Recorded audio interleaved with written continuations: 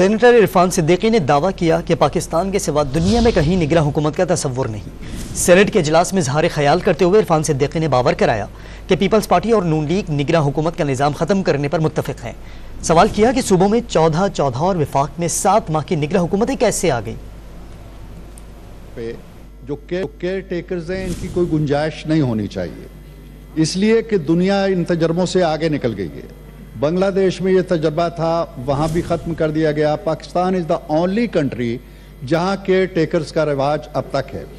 ابھی یہ جو کیئر ٹیکرز گئے ہیں صوبوں میں 13 مہینے حکومتیں کی ہیں انہوں نے، 14 مہینے، اور فیڈرل کے اندر، مرکز کے اندر یہ کوئی 7 مہینے حکمران رہے۔